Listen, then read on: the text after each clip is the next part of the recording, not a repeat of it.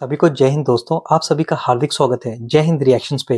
आशा करता हूँ कि आप सभी लोग बहुत अच्छे होंगे। तो आज हम आपके लिए बहुत ही इंटरेस्टिंग और एक इम्पोर्टेंट वीडियो लेकर आए जिसमें आप देखेंगे पाकिस्तान के मशहूर पत्रकार आरजू काज़मी जी को, जिनके स्पेशल गेस्ट होंगे सुमित जैन साहब, जो कि एक बहुत ही बेहतरीन जियोपॉलिटिकल एक्सपर्ट हैं। वो है तो भारतीय मूल के, पर वो चाइना में रहते हैं, और ये दोनों बात करेंगे कि कैसे अमेरिका और चाइना के झगड़े के बीच में भारत को फायदा हो सकता है। और दूसरी ओर ये चर्चा करेंगे प्रधानमंत्री मोदी से लेके राहुल गांधी की, और कैसे लगेगी पाकिस्तान की वाट। तो ये वीडियो काफी मजेदार होगी, इसे अंत तक देखें, और चैनल पे नए हैं तो चैनल को सब्सक्राइब कर दे। तो चलिए पहले ये वीडियो देखते हैं और अंत में इसके बारे में बात करेंगे।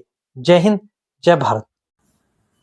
अस्सलाम वालेकुम, नमस्कार, सत श्री अकाल एंड गुड इवनिंग एंड नी हाओ टू सुमित सर। बहुत शुक्रिया सर कि आप आए आज। और मैं 2 दिन से आपकी वाट लगा रही हूँ सोशल मीडिया पे, आपके क्लिप लगा के, तो मैंने कहा सर से बात भी कर ली जाए जरा चाइना के ऊपर सैंक्शंस की बात। मुझे नहीं समझ आता कि आपको मेरी वाट लगा के मजा क्यों आता है। और भाई मैं चाइना में रहता हूँ, इसका मतलब ये नहीं हो कि मैं चाइनीज हूँ और मैं ऐसा कोई काम नहीं करता जिसके लिए मेरी वाट लगाई जाए। नहीं सर, बड़ी इंटरेस्टिंग वीडियोस थी आपकी, बड़ा अच्छा आपने इंट्रो दिया था, तो मैंने लगा के बल्कि मोदी जी को टैग भी किया। मैंने कहा आपकी जो है ना इज्जत का फालूदा बना रहे दोनों बैठ के, ये भी लिखा बिल्कुल भी नहीं, ये मैं कभी नहीं कर सकता, कुछ भी हो जाए।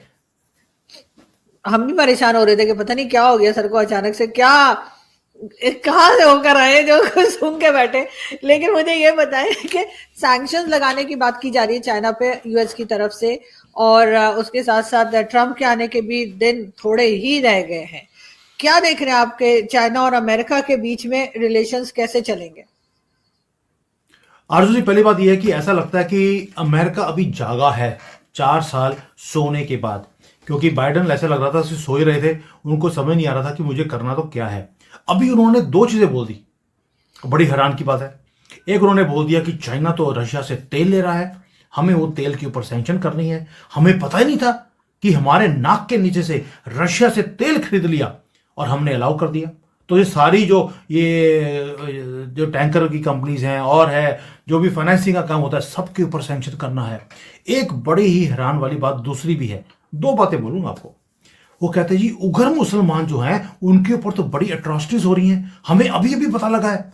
इसलिए जो जो कंपनियां उग्र मुसलमानों को यूज कर कर वहां से कंसंट्रेशन कैंप में जो सामान बनवा रही हैं, हम उनके ऊपर भी सैंक्शन कर देंगे। इनको अभी अभी CIA, जो नंबर 2 एजेंसी है दुनिया की, क्योंकि नंबर 1 तो पाकिस्तान की है ISI, तो नंबर 2 CIA, उससे पता लगा उनको और उन्होंने सैंक्शन करने की बातें बोल दी। लो जी, कर लो बात।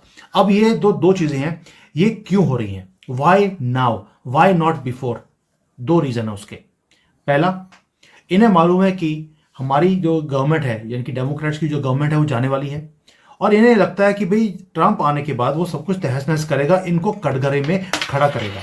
इसलिए जाने से पहले एक फेस सेविंग वाला काम ये करके जाना चाहते हैं, ताकि दुनिया को दिखाएं, देखिए हमने चाइना की वाट लगा दी, हमने सैंक्शन कर दिया, हमने नाक काट दी।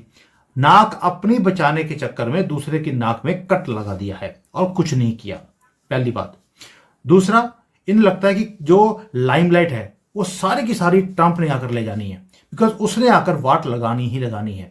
तो ये दादा आ रहा है, मैं हर वीडियो में बोलता हूं, दुनिया में नया एक दादा आ रहा है और सब भाग रहे हैं, डर के मारे भाग रहे हैं, अपनी नाक बचा ले, कोई अपनी इज्जत बचा रहा है, कि कोशिश कर रहा है, बचने किसी की भी नहीं। क्योंकि ट्रंप एक ऐसी सुनामी है, जब वो आती है तो सब कुछ तहस नहस कर देती है। ओ भाई, 1.5 साल से युद्ध चल रहा था इजराइल का हमासियों के साथ, आगे टेबल पर सब कुछ मानने को तैयार हो गए हैं। हाउतीज ने हथियार फेंक दिए हैं। ये यहां पर ईरान वाले बोलते हैं कि हमारी तो कब्र खुद गई है, हम उसके अंदर चले गए हैं, अब मिट्टी भी हम खुद ही डाल लेंगे। ये हालत है पूरी दुनिया की, और चाइना के अंदर भी यही हाल है। चाइना के अंदर भी अगर सैंक्शन लगाए जा रहे हैं, दे वर एक्सपेक्टिंग कि हमारे जो फ्री एक हैंड था बाइडेन ने दिया हुआ था चाइना को, वो नहीं मिलेगा।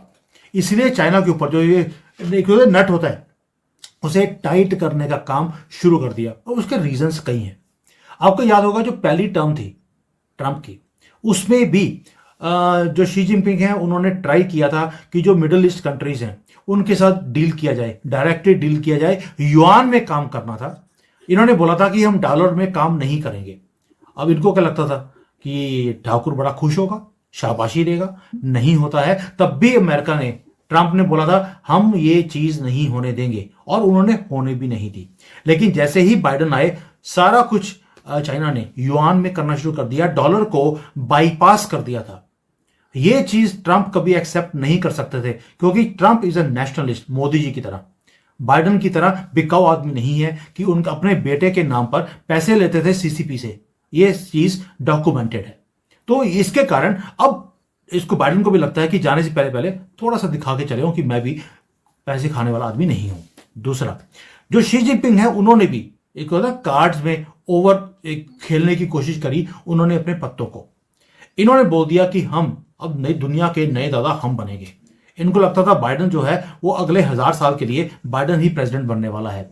और इन्होंने ऐसी ऐसी गलतियां करी हैं चाइना ने कि इन्होंने एग्रीमेंट्स कर लिए मिडिल ईस्ट वालों के साथ, ऑयल रिच कंट्रीज हैं उनके साथ, बोल दिया कि हम हर चीज आपके साथ करेंगे, हथियार भी बेचेंगे, चाइनीज हथियार। और भाई पाकिस्तान से पूछ लेते, वो तो फुलझड़ी की तरह तो चलते नहीं है। लेकिन ये कह रहे थे कि भाई हम तो मिडिल ईस्ट को हथियार भी बेचेंगे, न्यूक्लियर डील्स करेंगे, डायरेक्ट तेल खरीदेंगे, युआन में काम करेंगे। नहीं हो सकता है। और साथ में बोल दिया कि आपका जो जितना भी इंफ्रास्ट्रक्चर है वो भी हम करेंगे, क्योंकि आपके पास पैसे हैं, हमें पैसे चाहिए, हम सब कुछ आपके लिए साथ करेंगे, लेकिन डॉलर को, दादागिरी को हम खत्म कर कर छोड़ेंगे। इसीलिए अब ट्रंप के आने से पहले ये सारे काम किए जा रहे हैं। बट आरजू जी, आपको मैं एक चीज बता दूं, ये लड़ाई लंबी है, और लड़ाई भी इतनी लंबी है जिसमें नुकसान अमेरिका का भी होगा, चाइना का भी होगा। फायदा कौन लेके जाएगा? जो समझदारी से दोनों के ब्लॉक में एंटर नहीं करेगा वो इसका फायदा लेके जाएगा। इशारा दे दिया आपको, बाकी समझदार को इशारा ही काफी होता है। लेकिन सर चाइना को अगर हम देखें, या इवन अगर चाइना के बारे में बात करें जरा, तो चाइना के लिए कहा जाता है कि जी पाकिस्तान में उसने सीपीसी बनाया और काफी एरिया जो है वो उन्होंने कब्जा किया, कभी कहते हैं लोग यहाँ बिठा दिए। लेकिन यही चीज आपके फेवरेट राहुल गांधी जी और उनकी पार्टी भारत के लिए बार बार कह रही है कि कई इलाके लद्दाख और उसके आसपास के जो है वहां पर चाइनीज ने जो है वो अपने लोग वहां पर बसा दिए हैं, गांव बना दिए हैं। क्या वाकई में ऐसा हुआ है? इसलिए कि यहाँ से बैठकर तो जाहिर न्यूज ही हमें मिलती है और उसी के ऊपर हम समझते हैं कि शायद ऐसा हो रहा है। क्या वाकई चाइना इतना होल्ड रखता है भारत के अंदर? ओके आरजू जी, मुझे एक चीज बताइए, राहुल गांधी पूरे देश में धक्के खाते फिरते हैं ढूंढने के लिए कि कहां से आए थे, क्योंकि कई लोगों की पता नहीं लगता उनको कि कहां से आए, कौन था, किसका था। तो वो चक्कर राहुल गांधी के साथ भी है। राहुल गांधी अगर इतने चक्कर लगाते हैं, भाई आप उस विलेज में चले जाते। अगर आपको प्रूव ही करना था कि ये विलेज है जहां पर चाइनीज घुस गए हैं, भाई उस एरिया के बॉर्डर पे चले जाते कि देखिए यहां पर ये भारत का पार्ट था, यहां पर अब चाइनीज आ गए हैं। He can do that. क्या कभी आपने इंडियन मीडिया में किसी को सुना कि वो बॉर्डर पे गए, उन्होंने बोला देखिए ये विलेज था पहले चाइना का, भारत का, अभी ये चाइनीज आकर बैठ गए हैं? आपको मीडिया के अंदर कोई भी चीज नहीं दिखती है। राहुल गांधी कभी उस विलेज में जाते नहीं है। वो क्लेम करते हैं कि 2000 किलोमीटर का एरिया जो है वो चाइना ने कब्जा कर लिया। भाई जाके दिखा दीजिए। आजकल सोशल मीडिया का जमाना है, कैमराज हैं। आप कोई रियासत पुदीना में तो रहते नहीं है कि जहां पे कैमरे नहीं थे, बिजली नहीं था, पानी नहीं था, सड़कें नहीं थी। भाई आप जा सकते थे, लेकिन नहीं करेंगे। ये पॉलिटिकल पार्टी जो होती हैं जब ऑपोजिशन में होती हैं तो ये काम करती हैं। इसके पीछे सब्सटेंस जीरो है। और सेकेंडली, अगर चाइना ने भी 2000 किलोमीटर का एरिया लिया होता तो चाइना में भगड़े डल रहे होते कि देखिए हम भारत में गए, हमने अपनी जमीन वापस ले ली। ऐसा कुछ भी नहीं है। ना चाइना क्लेम कर रहा है, ना भारत इसको एक्सेप्ट कर रहा है। राहुल गांधी है, एक रोटियां सेकनी है उसको, तवा उल्टा करके उसके ऊपर, तो करने दीजिए, मुंह काला इसी का होगा। लेकिन सर साथ ही जो अभी रिसेंटली जो मोदी जी ने एक टनल का इनॉग्रेशन किया है, उसके लिए भी कहा जा रहा है कि चाइना की टेरिटरी थी या डिस्प्यूटेड टेरिटरी है, उसके ऊपर चाइना की तरफ से कोई रिस्पॉन्स आ रहा है, कोई बात की जा रही है? ये सिर्फ पाकिस्तान मीडिया में हो रहा है। चाइना इसके ऊपर कुछ नहीं बोल रहा। टनल्स हम बना रहे हैं, अपनी जगह में बना रहे हैं और बनाते रहेंगे। किसी के पेट में अगर दर्द हो रहा है, होने दीजिए, हम परवाह नहीं करते।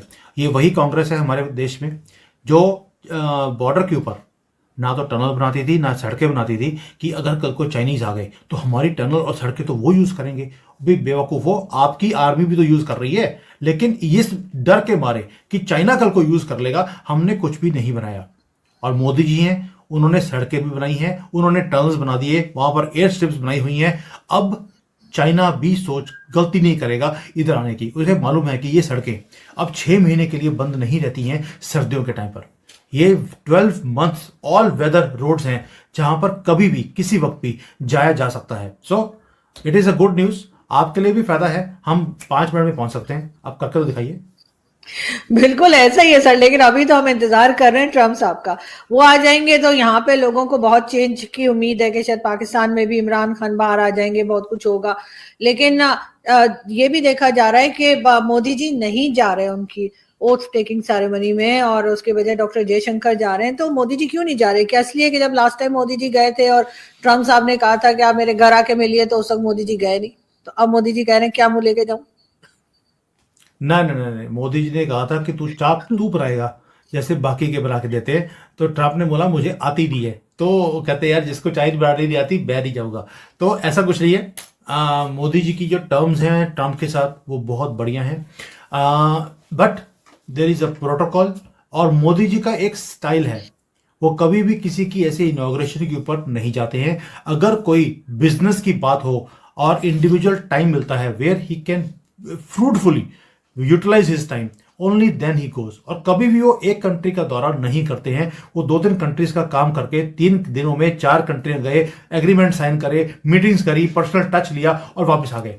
तो इस बार ओनली फॉर ट्रम्प, मैं पहले बोला था आपको, अगर उनका इन्विटेशन आएगा भी तो भी मोदी जी नहीं जाएंगे। उसके कई रीजंस हैं।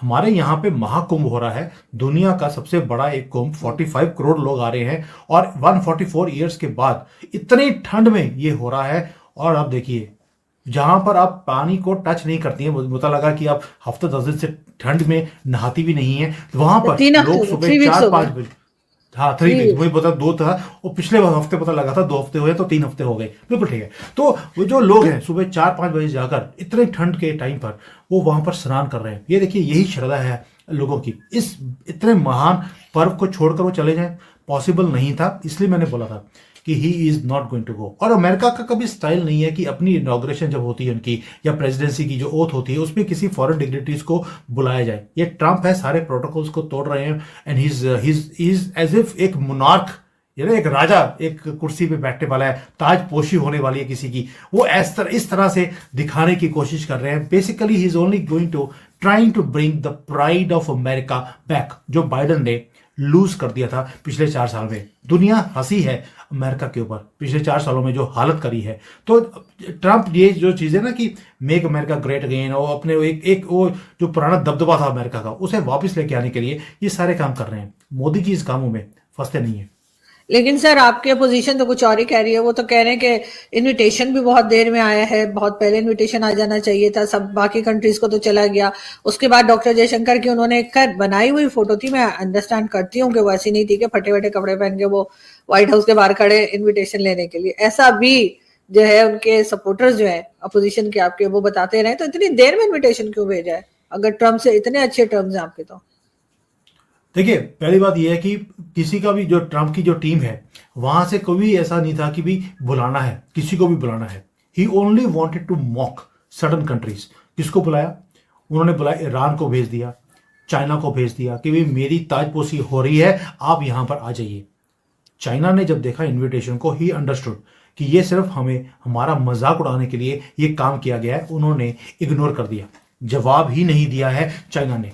तो सबसे पहला जो इनविटेशन था वो चाइना को गया था, और उसके बाद उन्होंने 1-2 कंट्रीज और है जहां पे वो अपनी टर्म्स को ठीक करना है, या उनको बताना है कि भाई मैं आ गया हूं, थोड़ा बंदे का पुत्र बन जाओ वरना तुम्हारी वाट लगने वाली है। तो जब वे सारे लोगों को ठीक कर दिया, उसके बाद इन्होंने जो दोस्त हैं, जो जिसको हम घर के लोग बोलते हैं, वैसे भी जो घर के लोग होते हैं उनको एंड में ही इनविटेशन दिया जाता है, पहले दोस्तों को और दुश्मनों को दिया जाता है। तो इसलिए हमें जो इन्विटेशन है बाद में दिया। एंड मोदी जी, मैं पहले बोला आपको कि हमारे यहाँ पर ऑलरेडी इतनी एंगेजमेंट्स हैं मोदी जी की, he is not going to go, and it was writing on the wall. तो और मोदी जी कभी ऐसे जाते भी नहीं है, बेकार के काम है, इसलिए उन्होंने बोले यार जैसे तब तो सर वो बिरयानी खाने तो आ जाते हैं बगैर वीजा के। सर बिरयानी खाने हमारे यहाँ तो आ गए थे, लेकिन खैर हमें आपके भी बाद बिरयानी खाने नहीं मतलब है, वो बिरयानी खाने नहीं आए थे। वो मोदी जी की जो चीजें होती हैं, चाल होती है, वो बाद में समझ आती है। आपके आर्मी चीफ को साड़ी देने आए थे, अगली बार चूड़ियां दे के जाएंगे। हाँ सर रहने दे, ऐसी कोई बात नहीं है। और हमें भी आखिर में इनविटेशन आया है ट्रम्प साहब का, इसका मतलब है हम भी व्हाइट हाउस की फैमिली हो गए। इसका तो मतलब है अगर आप दोस्तों आशा करता हूँ कि वीडियो को आपने अंत तक देखा होगा और आरजू काज़मी जी और सुमित जैन साहब का ये पूरा डिस्कशन आपको काफी पसंद आया होगा और इस वीडियो में आपको बहुत कुछ जानने को मिला होगा। और ये वीडियो अगर आपको अच्छी लगी है इसे लाइक और शेयर जरूर कर दें और अपने विचार हमें कमेंट सेक्शन में लिखकर जरूर बताएं। और एक बार फिर चैनल पे नहीं है तो चैनल को सब्सक्राइब कर दें। तो चलिए फिर मिलेंगे ऐसी किसी इंटरेस्टिंग वीडियो में, तब तक अपना ध्यान रखिए। जय हिंद, जय भारत।